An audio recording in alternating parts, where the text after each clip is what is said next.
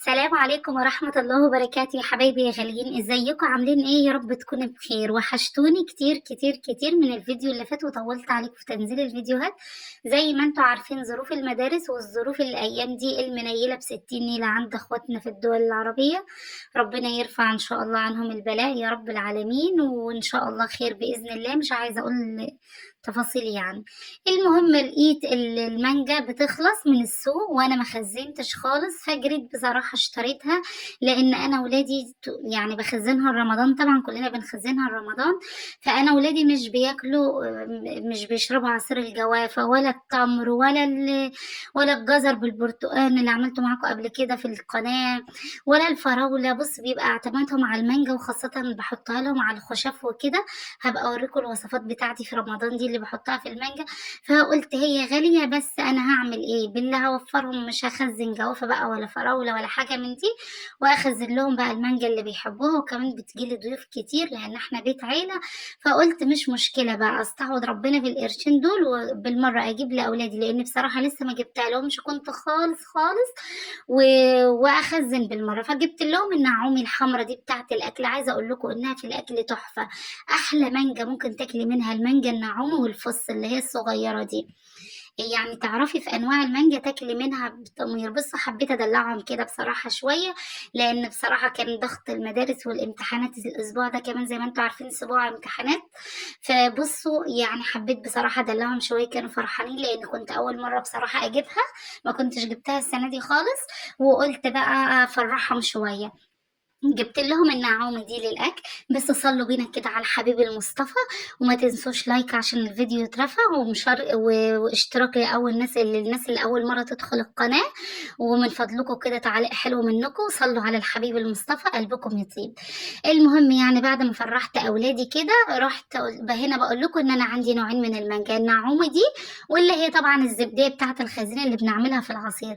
جهزت عدتي زي ما انتوا شايفين كده وفي الصالة، وقعدت بصراحة ورحت قلت بقى هغسل وانضف واعمل. استنيت لما اولادي كده ناموا وخلاص بيناموا بدري عشان المدارس، وعملت كل ده بالليل. صراحة انا اشتريتها الصبح بس عملت كل حاجة بالليل. المهم يعني، وكمان ساعات كانوا رايحين جايين عليا بيصحوا يشوفوا اي حاجة يعني. المهم هنا خزنت النعومي. برضو هتقولي لي انت بتخزني النعومي، انت لسه بتقولي الاكل. لا بخزنها مكعبات كده زي ما انتوا شايفين، وبعبيها في اكياس مكعبات. عايزه اقول لكم ان دي بتبقى في التورت والحلويات تحفة جدا. عايزة تعملي بقى شوية كنافة بالمانجا تحطي شوية مكعبات على الوش. عايزة تعملي بقى الجلاش بالكاستر والمانجا حلو جدا. هبقى اعمله لكم في رمضان ان شاء الله، او الايام اللي جايه لو اتاحت الفرصه. عايزة تعملي بقى تورتة حلوة كده وتحطي على شكلها المكعبات، يعني مش بنستغنى عنها في الزينة. المانجا دي حلو وفيها لحم وحلو، بتقطعي منها يعني بطريقة حلوة. بس المكعبات بتاعتها كده بتبقى ماسكة نفسها، وتحطيها في الفريزر وتطلعيها قبل الاستخدام هتلاقيها زي ما هي. فدي انا بحب احط منها زي ما انتوا شايفين كده كيس او اتنين.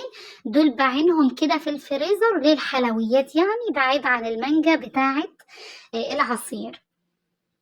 يا رب ما اكونش برغي كتير في الفيديو، بس انا حابه اوصل لكم المعلومه. واللي ما لحقش يخزن مانجا يجيب حسب الكميه اللي هو عايزها. هي ان شاء الله يعني ان شاء الله يعني ممكن ترخص، بس ما اعتقدش ان خلاص يعني خلاص الموسم بتاعها هيعدي. انا فضلت مستنياه ان هي ترخص ترخص، ما فيش فايده، فاضطريت اشتري. وزي ما بيقولوا المضطر يركب الصعب.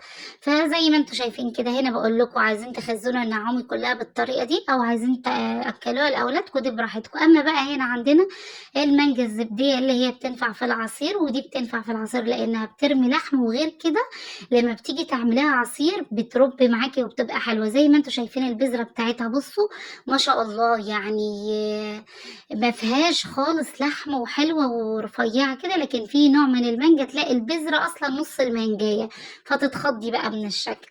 المهم طريقه خلي المانجا دي سهله جدا وبسيطه وحلوه. هتقولي لي ليه ما بتخزنيش المانجا صحيحة زي ما هي. هاقول لِك بتتعبني جدًا، جدًا لمّا باطلّعها من الفريزر مجمدة، لكن دي بتنجز عليَّ الوقت وبتبقى جاهزة من الكيس وافضّي كده في الخلاط أو بالهاند بلندر واخلطها، فبتبقى سهلة جدًا. فأنا بارجّح الطريقة دي جدًا، جدًا يعني عن طريقة إن أنا أخزّنها صاحية. بصراحة دي طريقة فاشلة جدًا وأنا مش باحبها. أتعب شوية ممكن آخُد فيهم ساعتين بالشكل اللي أنتم شايفينه دي، برنيكة المانجا دي آخُد فيها ساعتين تخزين، ولكن بتريّحني جدًا. باتمنى إن الطريقة تكون عجبتكم وأكون شجّعتكم كده، واللي كسّل يجيبها يستعوض ربنا بقى في قرشين ويجيبها، لإن إحنا مش بنستغنى عنها بصراحة، خاصةً الجوافة كده بتعمل ريحة في الفريزر أنا مش باحبها. الفراولة برضه بنحُط عليها لبن وحاجات وبتبقى حلوة، بس برضه المانجا لا غنى عنها، وخاصةً لو عندِك ضيوف أو حاجة.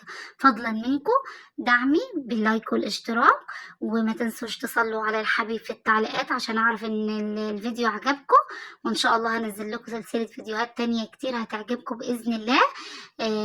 السلام عليكم ورحمة الله وبركاته. شاهدوا الفيديو للنهاية، وأستودعكم الله الذي لا تضيع ودائعه، وباتمنى إن الفيديو يكون نال إعجابكم. دي الكمية النهائية. رمت معايا كمية لحم حلوة جدًا، جدًا، جدًا. معلش كمّلت معاكم الفيديو، بس يالّا في أمان الله والسلام عليكم.